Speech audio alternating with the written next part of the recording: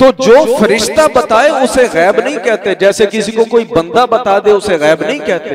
غیب کی تعریف کو سمجھنے کی ضرورت ہے کہ غیب جاننا اسے کہتے ہیں کہ کوئی ہیلا نہیں تھا، کوئی وسیلہ نہیں تھا، نہ میرے یہ جو حواس خمسہ ہیں یہ میں نے استعمال نہیں کیا اور مجھے پتا ہے کہ کیا ہونے والا ہے، یہ غیب کا علم۔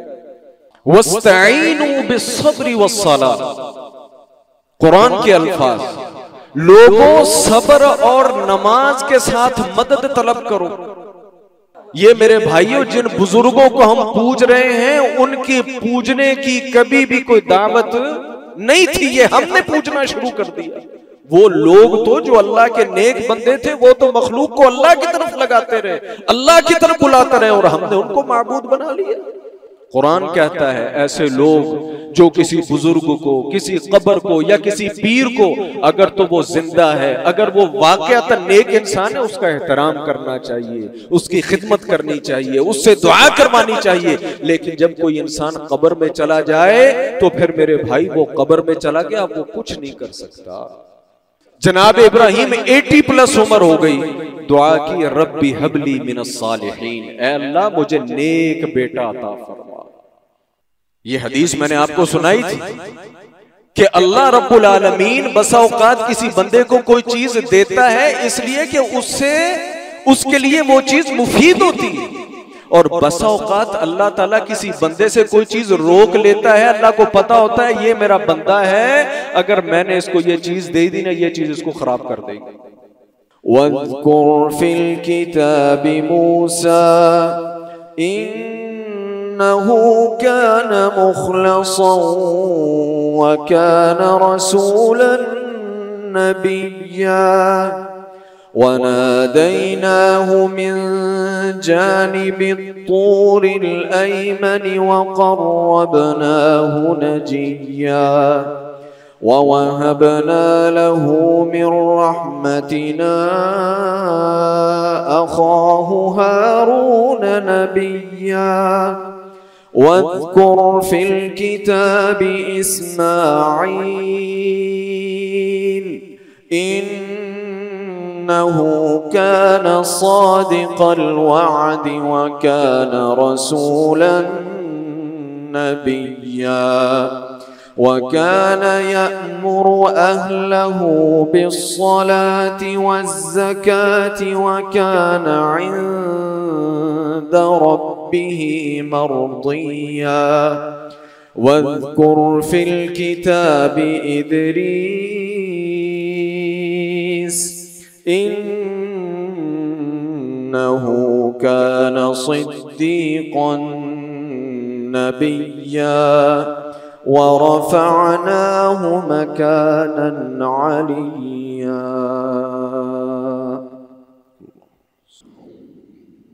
گزشتہ جمعے ابو الانبیاء جناب ابراہیم علیہ السلام ان کی سیرت کے کچھ گوش گزار کیے تھے کہ جناب ابراہیم علیہ السلام کی شخصیت، آپ کی ذات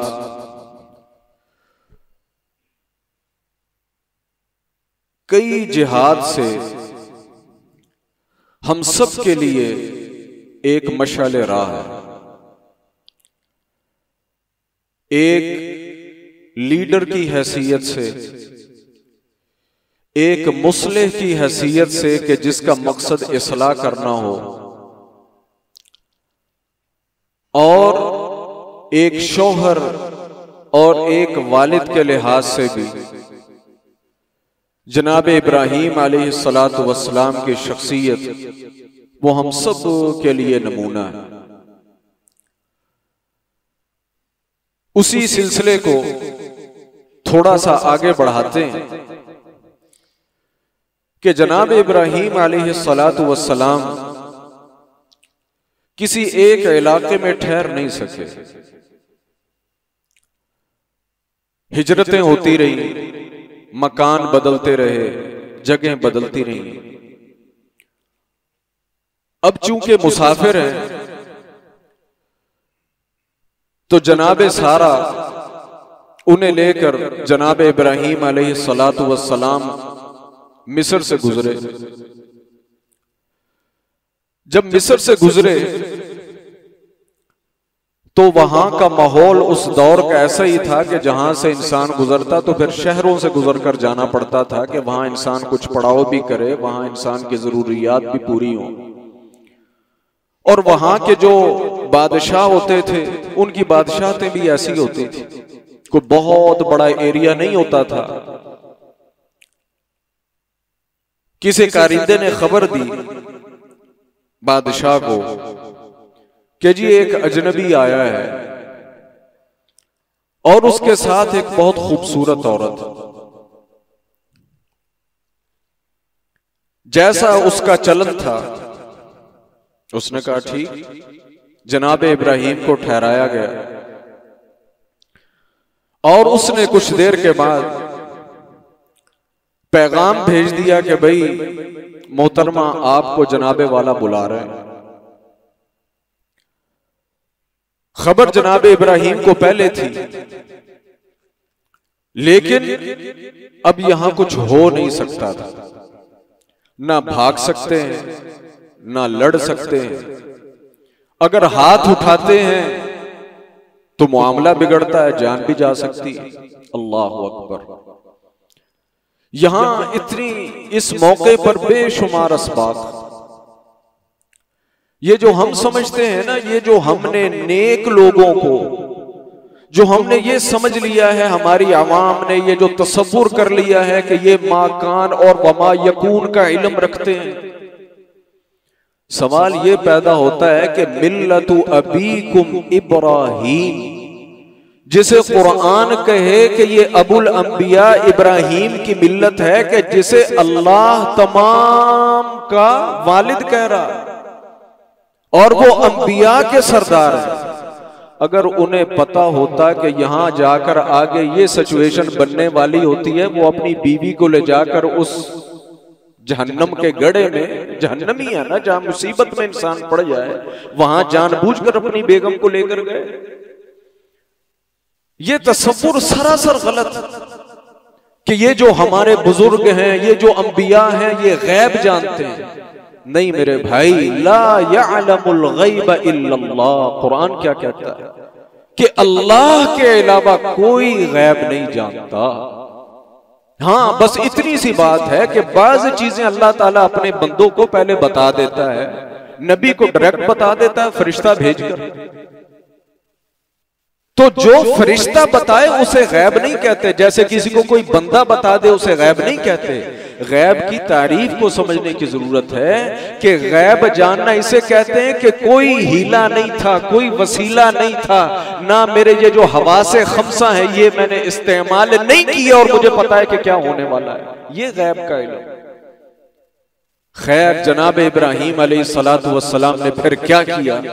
اس میں عام ایک مومن مسلمان کے لیے بھی سبق ہے. اللہ اکبر.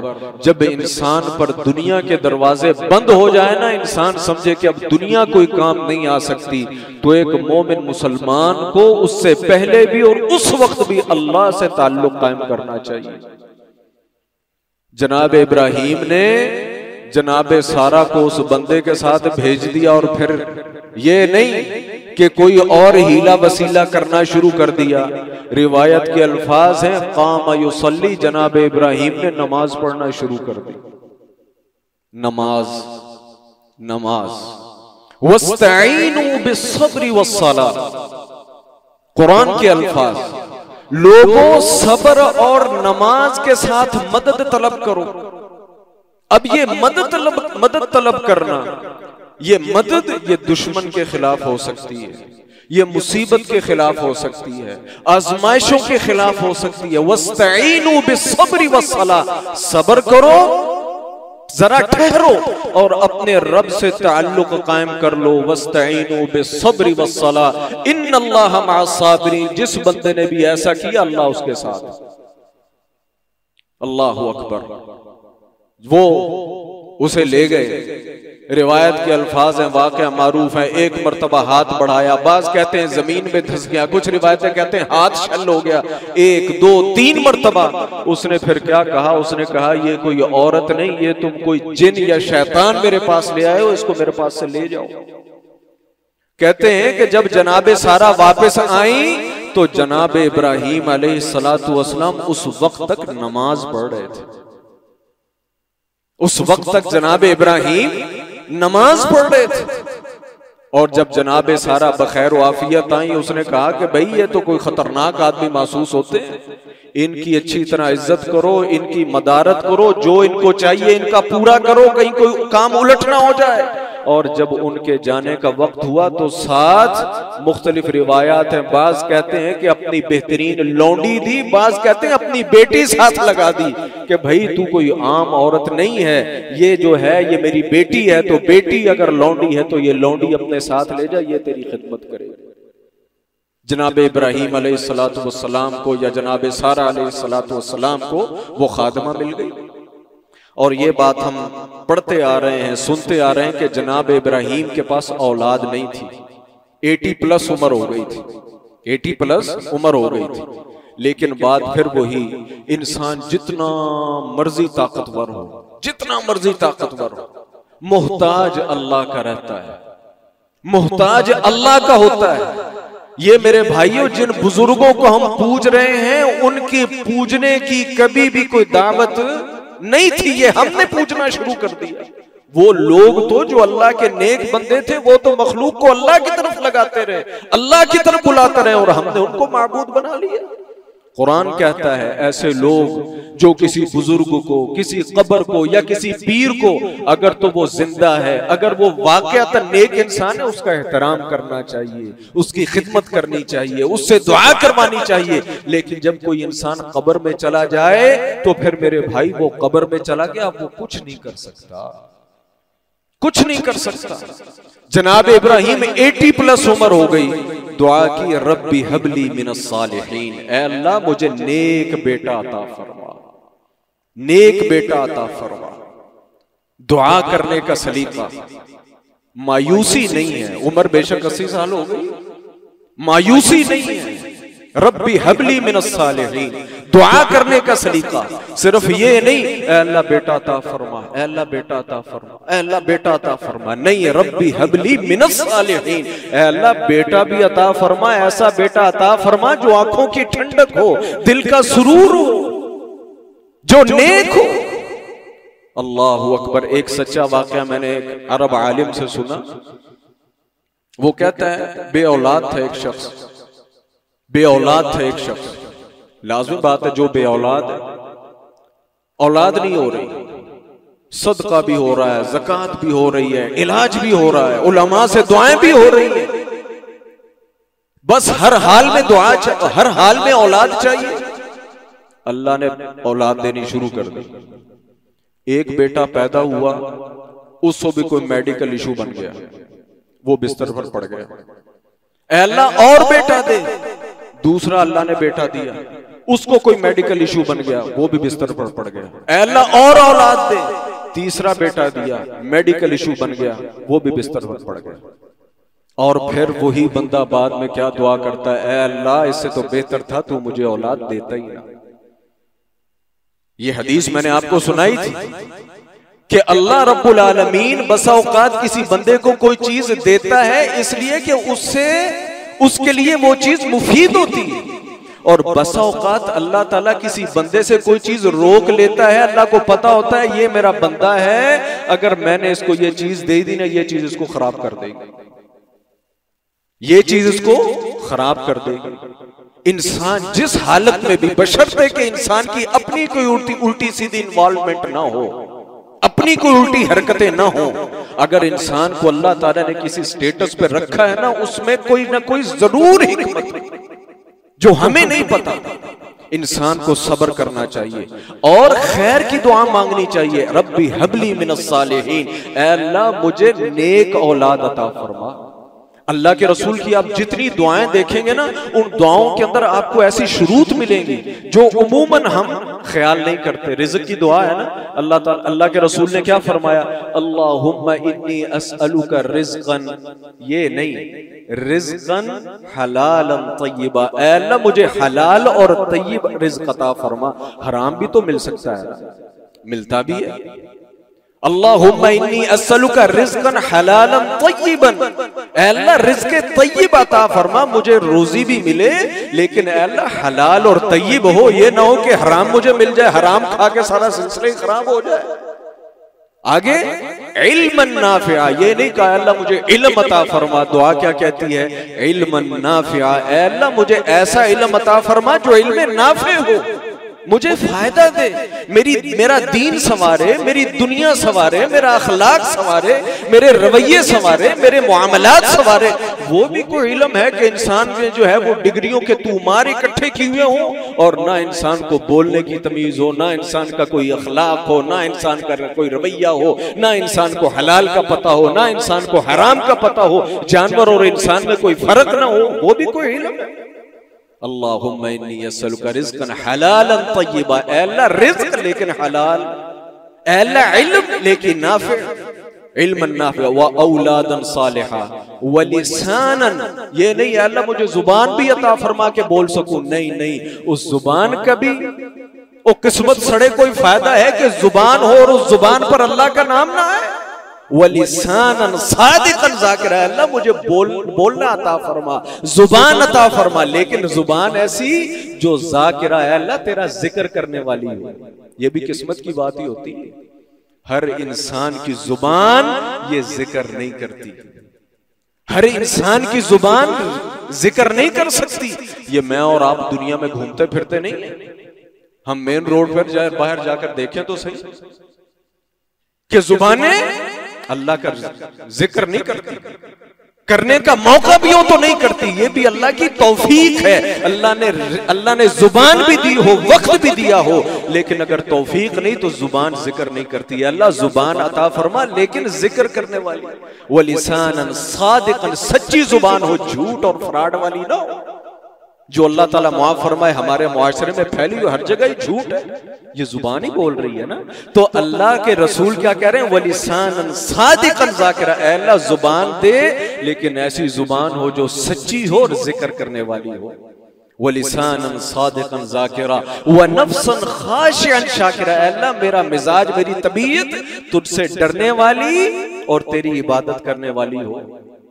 وَنَفْسًا مُطْمَئِنًّا, اے اللہ مجھے نفس مطمئنہ عطا فرما, مجھے اطمینان والا دل عطا فرما. یہ ہر وقت جو ہے انسان کو پھڑکنے لگی رہتی نا, ہر وقت کچھ نہ کچھ ہونے کی, کچھ نہ کچھ کرنے کی, جو ہر وقت انسان پریشان رہتا ہے, انسان کا دل غیر مطمئن رہتا ہے, یہ بھی اللہ کی طرف سے ہوتا ہے.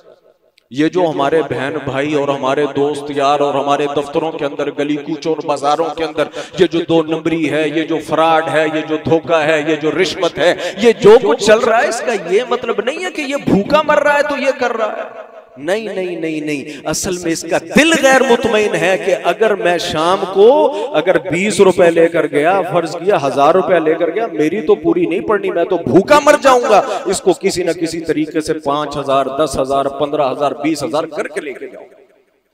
اس کے دل کے اندر اللہ رب العالمین نے اطمینان ہی پیدا نہیں کیا, اس کا دل ہی مطمئن نہیں ہے. وہ ہر وقت اسی ہوکے کے اندر ہی رہتا ہے, کہیں کچھ ہو نہ جائے, کہیں کچھ ہو نہ جائے, میں بیمار ہو گیا تو کیا ہوگا, یہ ایسا ہو گیا تو کیا ہوگا, میری اولاد نہ پڑھ سکی تو کیا ہوگا, میری بیوی کو ایسا ہو جائے تو کیا ہوگا, میرا جو ہے وہ بچہ بیمار پڑا, اگر اس کو ہاسپٹل میں لے کر جانا پڑا تو کیا ہوگا.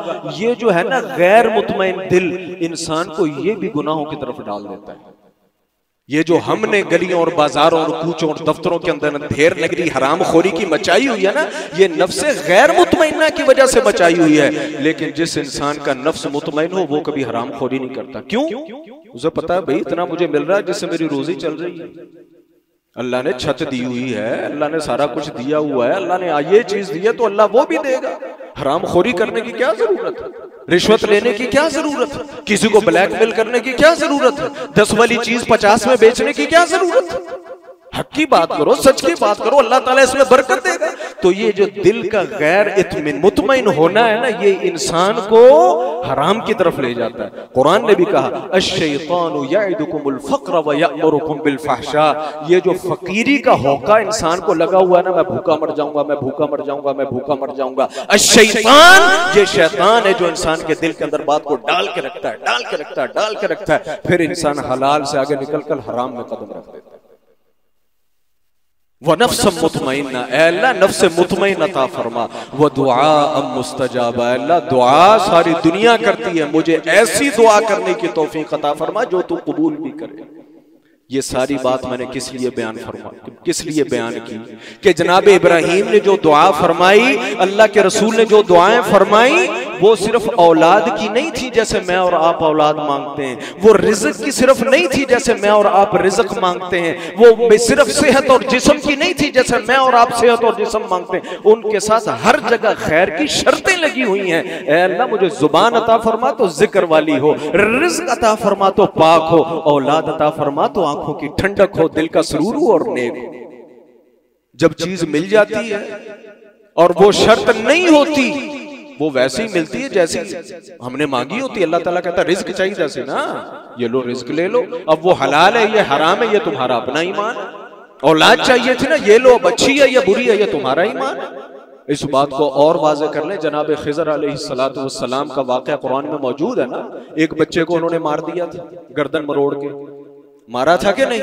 کتنا ظلم ہے، موسیٰ بھی بولے یہ کیا کر دیا، ظلم ڈھا دیا۔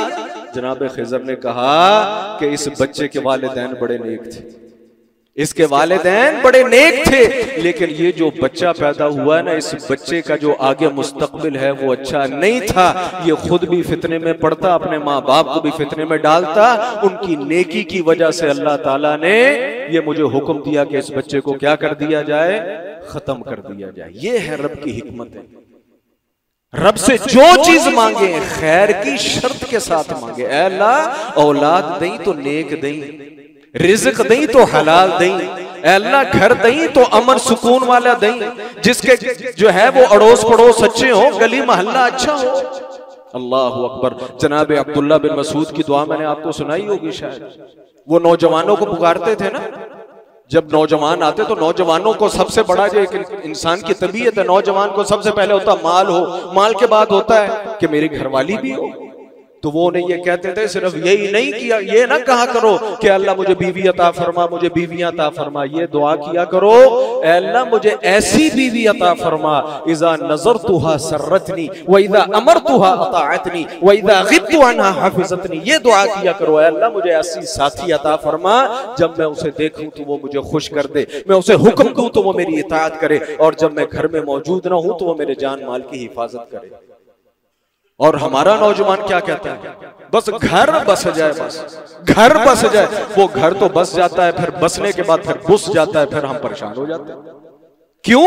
ہم نے تو صرف وائف ہی مانگی ہوتی ہے نا، گھر والی مانگی ہوتی، وہ جیسی بھی مل گئی بس مل گئی، آگے تو ہم نے خیر مانگی نہیں۔ بھائی یہ عقل، یہ سمجھ، یہ شعور، یہ دانائی ہمیں اللہ کے نبی صلی اللہ علیہ وسلم اور انبیاء کی سیرت سے ملتی ہے۔ تو جناب ابراہیم نے کیا دعا مانگی، اللہ نیک بیٹا عطا فرمائی۔ اللہ نے پھر کیا کیا، سبحان اللہ، وہ جو ہاجر ملی تھی نا اس ظالم بادشاہ سے، وہ جناب سارہ نے جناب ابراہیم کو دے دی۔ اللہ تعالیٰ نے جناب ہاجر کو کیا کر دیا، امید لگا دی۔ اب جب یہ امید سے ہو گئی جو اصل بیوی تھی وہ بوڑھی بھی ہے، وہ بانج بھی ہے، جو لونڈی بعد میں آئی وہ امید سے ہو گئی، تو ایک انسانی فطرت اور مزاج کے مطابق جناب سارہ علیہ السلام جیلسی فیل کرنے لگی، اور ادھر سے جناب ہاجر جو تھی وہ پراؤڈ فیل کرنے لگی۔ پراؤڈ تو فیل کرتی ہے نا، ایک عورت ہو اور اس کی گود ہری ہو جائے اور وہ صاحب اولاد بھی ہو تو وہ پراؤڈ تو فیل کرتی ہے نا، وہ تو پراؤڈ فیل کرتی ہے۔ تو وہ معاملات جو ہیں وہ چپ کلش کے اندر آ گئے۔ بات کو مختصر کرتے ہیں، نتیجہ یہ نکلا کہ اب جناب ابراہیم علیہ السلام کو جناب ہاجر کو لے کر وہاں سے نکلنا پڑا۔ تاریخی روایات کچھ یہ بھی کہتی ہیں، لطیفے کے طور پر سن لیں، کہ سارہ نے کہا کہ اب یہ جو اس کی شکل و صورت ہے نا اس کو بگاڑ، میں کیا کروں، اس کے ناک میں سوراخ کر دیں، اس کے کان میں سوراخ کر دے. یہ جو آج ہماری خواتین بڑی کیا کہتے ہیں, کہنا چاہیے بڑا فیشن سمجھ کے جو ناک میں جو ہے یہ پہنتی ہیں, پتہ نہیں اسے کیا کہتے ہیں, اور جو کان میں پہنتی ہیں اسے بھی پتہ نہیں کیا کہتے ہیں. اصل میں کہتے ہیں یہ کام وہاں سے شروع ہوا. پھر اس نے کیا کیا, سارا نے ہاجر کے پکڑ کر ناک میں بھی سوراخ کر دیا, کان میں بھی سوراخ کر دیا. بھئی یہ بھدی ہو جائے اور شوہر کو زیادہ خوبصورت نہ لگے. یہ جسے آج پوری دنیا فیشن سمجھ رہی ہے, کتنے اصل میں یہ کہانی یہ تھی. اللہ اعلم. تو جناب ابراہیم کو وہاں سے نکلنا پڑا. اللہ اکبر. جناب ابراہیم جب وہاں سے لے کر نکلے, بطحا کی وادی کے اندر پہنچے, اور اللہ تعالیٰ نے جناب اسماعیل علیہ السلام دے دیے جو ہمارا مقصود. جناب اسماعیل علیہ السلام, اللہ ربی حبلی من الصالحین, اے اللہ مجھے نیک بیٹا عطا فرما. جب اسماعیل بھی آ گئے, باتوں کو ہم مختصر کرتے ہیں. اللہ کا حکم آیا, جناب ابراہیم نے جناب حاجر اور اسماعیل کو پکڑا اور جا کر وادی بطحا کے اندر, اس ٹائم وادی بطحا آج کا مکہ, وہاں چھوڑ دیا. اللہ اکبر.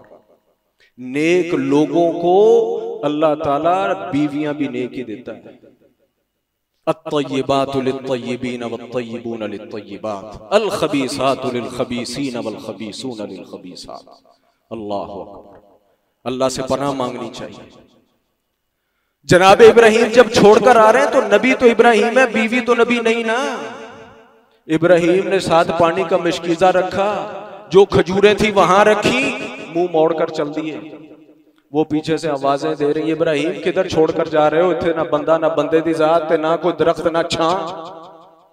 لیکن یہ پتا تھا کہ یہ جو میرا بندہ ہے نا, یہ اللہ کا نبی ہے. یہ عورت کو خیال کرنا چاہیے کہ میرا بندہ ہے کیا, میرے بندے کا مقام کیا ہے, میرے بندے کا مرتبہ کیا ہے. بعض عورتوں کو اس چیز کا بالکل احساس نہیں ہوتا. اللہ تعالیٰ ہدایت نصیب فرمائے. بے شک وہ لونڈی تھی, لیکن یہ احساس تھا کہ میرا بندہ یہ نبی ہے اور اس کا ایک رب ہے, یہ اپنے رب کے حکم سے کام کرتا ہے. مومن تھی نا, آج ہم بھی مومن ہیں, ہماری عورتیں بھی مومن ہیں, لیکن کہیں ایمان بھی پایا جاتا ہے. اللہ اکبر. لیکن جب ابراہیم, اصل میں ابراہیم مڑ کر کیوں نہیں دیکھ رہے تھے, بات یہ ہے کہ تھا تو بندہ ہی نا, گوشت پوشت کا تھا نا. جیسے مجھے اور آپ کو اولاد عزیز ہے, ابراہیم کو عزیز نہیں تھی. اللہ اکبر. مورخین لکھتے ہیں بات یہ تھی کہ ابراہیم کی ہمت ہی نہیں تھی کہ پیچھے مڑ کے دیکھ لیتا تو کہیں پر پیچھے نہ چلا جاتا. ایک بیٹا دیا 85-86 سال کے بعد, کہا وہ بھی چھوڑ کے چلے جاؤ. اللہ اکبر. ابراہیم نکل گئے. اور پھر وہ دیکھیں کتنی سمجھدار عورت, اس نے خود ہی سوال بنا کر خود ہی جواب دیا. اس نے کہا اچھا کہیں تم اللہ کے حکم سے تو نہیں چھوڑ کے جا رہے, اور خود ہی جواب دیا اگر تم اللہ کے حکم سے چھوڑ کر جا رہے ہو, روایت کے الفاظ اذن لا یضیعون اللہ, پھر اللہ ہمیں ضائع نہیں کرے گا, تم نے جانا ہے تو چلے جاؤ. اللہ. روایت کے الفاظ ہیں, باپ تو باپ ہی تھا, باپ تو باپ ہی تھا. ابراہیم نے پیچھے مڑ کر نہیں دیکھا. جب گھاٹی اتر گئے, اب دیکھا کہ درمیان میں پہاڑ آ گیا, پھر پیچھے مڑ کیا, اور جس طرف اپنی بیوی اور بچے کو چھوڑا تھا ہاتھ اٹھایا, کہا اللہ جو تیرا حکم تھا, جو میری طاقت ہے میں نے کر دیا. ربنا انی اسکنت من ذریتی بواد غیر ذی زرع عند بیتک المحرم. اللہ انہیں نہ پتا ہو, تجھے تو پتا ہے, مجھے تو پتا ہے کہ میں نے کیوں چھوڑا, کس کے حکم سے چھوڑا, کس مقصد سے چھوڑا. ان کو سمجھ نہیں آئے گا کہ یہاں تیرا گھر ہے, لیکن مجھے تو پتا ہے, تجھے تو پتا ہے کہ اللہ میں نے انہیں چھوڑ دیا. اے اللہ نہ یہاں بندہ, نہ حیوان, نہ کوئی سایہ, نہ کوئی انسان, اللہ میں نے چھوڑ دیا, جنگل کے اندر چھوڑ دیا. عند بیتک المحرم, اللہ چھوڑا کیوں؟ لیقیموا الصلاۃ, اللہ یہ نماز پڑھے, اور ساتھ یہ بھی دعا کی اللہ یہ اکیلے اجعل افئدۃ من الناس تهوی الیہم, اللہ اس جگہ کو بھی آباد کر, وارزقہم من الثمرات. اللہ اکبر. دعا اسے کہتے ہیں جب کائنات میں کوئی چیز نظر نہ آ رہی ہو, دعا ایسی طاقت ہے. اللہ اکبر. اجعل افئدۃ من الناس تهوی الیہم, اللہ یہاں بندہ کوئی نہیں, اے اللہ یہاں لوگوں کو بھیج دے. وارزقہم من الثمرات, یہاں جنگل جھاڑی موجود نہیں, اے اللہ یہاں پھلوں کے ڈھیر لگا دے. اللہ لعلہم یشکرون, اے اللہ جب یہ کھائیں گے, جب یہ پیئیں گے, اے اللہ یہ تیرا شکر ادا کریں. اللہ آج دیکھیں پھر وہ مکہ اللہ اکبر. وہاں لاکھوں لوگ, دنیا کا سب سے بڑا اجتماع ہوتا ہے. کبھی کوئی ہے کوئی بندہ کہ مینوں پین نو پانی نہیں لبیا؟ وہاں چیزوں کے ڈھیروں کے ڈھیر لگے ہوئے ہیں. اللہ اکبر. لکھتے ہیں علماء کہ یہ سب ابراہیم کی دعا ہے. اللہ, یہ دعا ہوتی ہے. ہم دعا کو سمجھتے کچھ نہیں. ہم کہتے دعا کر کے نہیں لبے گا, اور جو کچھ دعا دیتی ہے وہ چیز کوئی اور نہیں دے سکتی. اور جب اللہ نے بیٹا دیا تو یہ نہیں, اللہ اکبر, اللہ ہمیں معاف فرمائے, اللہ ہمیں معاف فرمائے. ہمیں جب اولاد مل جائے اللہ کو بھول جاتے ہیں. کیک کاٹو, نعوذ باللہ من ذالک, جناب خسرے منگواؤ, ڈانس کرو, گانا بجانا کرو, مخلوط محفلیں کرو, الٹی سیدھی حرکتیں کرو. بیٹا جوان ہو گیا, بیٹی جوان ہو گئی, شادی آ گئی, اس کے اندر کنجر نچاؤ, اس کے اندر شیطان کی آوازیں جو ہے وہ بلند کرواؤ, اور بعد میں کہتے ہیں جی بیاہ کیتا سی بس 6 مہینے بھی نہیں چلے. اللہ, جب اللہ نے بیٹا دیا, الحمدللہ الذی وہب لی علی الکبر اسماعیل و اسحاق. اے اللہ تیرا شکر, اے اللہ تیرا شکر, تو نے بڑھاپے میں مجھے اولاد دے دی.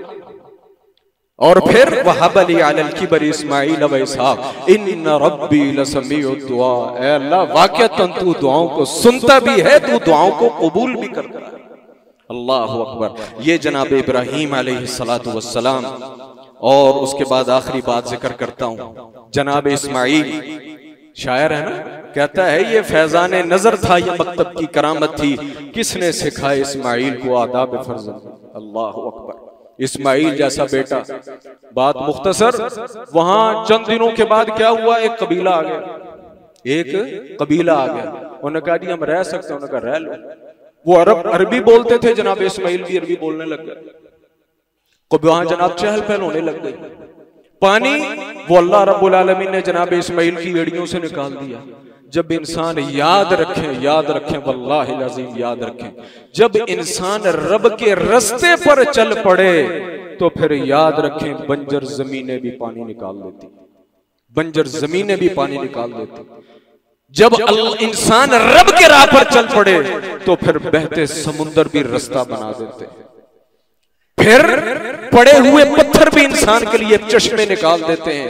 شرط یہ ہے کہ انسان رب کے رستے پر نکلا ہوا ہو, رب کے اعتماد پر نکلا ہوا ہو. اسماعیل بڑے ہو گئے, بات کو ختم کرتے ہیں. اسماعیل بڑے ہو گئے, وہاں شادی کر لی, ابراہیم آئے. چلیں اس بات کو بات کے لیے چھوڑتے ہیں, ٹائم پچھلی مرتبہ بھی زیادہ ہو گیا. اللہ رب العالمین سے دعا ہے, اللہ رب العالمین ہمیں ان انبیاء کی سیرت سمجھنے کی توفیق عطا فرمائے, ان کی سیرتوں کو سمجھنے کی توفیق عطا فرمائے, اور ان سے پھر اپنے لیے سبق حاصل کرنے کی توفیق عطا فرمائے. ہم قرآن میں صرف پڑھتے ہیں, ہم صرف قرآن میں پڑھتے ہیں. قرآن میرے بھائی ضرور پڑھنے کے لیے آیا, لیکن پڑھنے سے پہلے یہ عمل کرنے کے لیے آیا.